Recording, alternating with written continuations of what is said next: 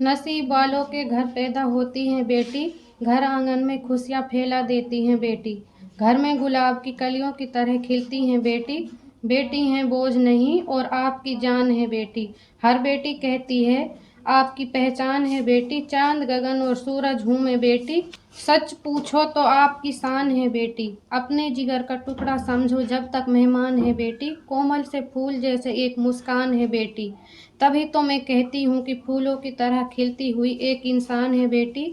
माँ बाप का दर्द समझती है बेटी। सपनों का अरमान है बेटी। भाई के आंखों का तारा और शान है बेटी। बस अब मैं यही कहती हूँ कि बोझ नहीं होती हैं बेटी। सभी घरों में रहमत आती है जब पैदा होती हैं बेटी। बेटी हूँ बोझ नहीं, मेवात की बेटी ने लिखी किताब। समाज में बेटियों को ना समझा जाए बोझ।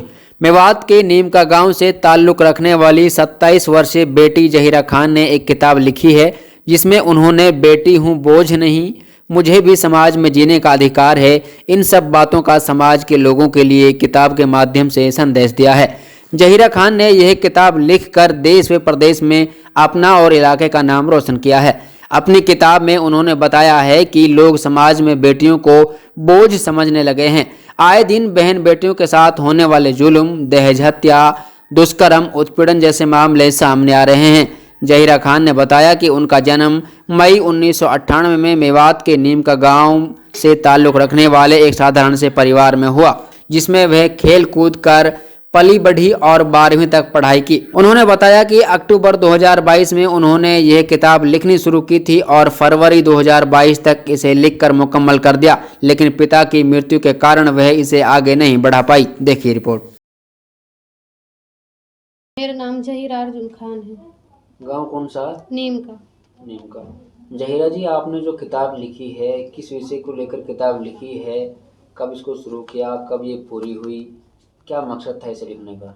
सबसे पहले तो जी मैं इस चैनल का शुक्रिया अदा करना चाहती हूँ, क्योंकि इस चैनल के माध्यम से मेरी बात उन लोगों तक पहुँचेगी जो बेटियों को परेशान करते हैं दहेज के लिए। अनपढ़ता की वजह से बेटियाँ परेशान हैं। माँ बाप बहुत से ऐसे हैं जो आज भी बेटियों की पढ़ाई लिखाई पर बिल्कुल भी ध्यान नहीं देते।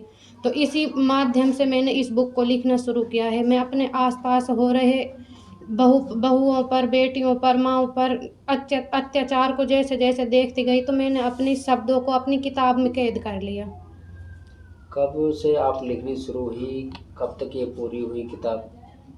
मैंने इससे पहले एक किताब और भी लिखी थी और उस किताब को मैं सामने ला नहीं पाई क्योंकि मेरे पापा इस दुनिया में नहीं रहे थे।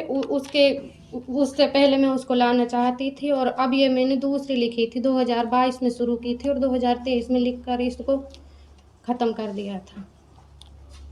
क्या लिखा है इसमें आपने? इसमें मैंने इस बुक का नाम दिया है मैंने बेटी हूँ बोझ नहीं, क्योंकि शादी से पहले हमारे यहाँ पर बेटियों को बोझ माना जाता है।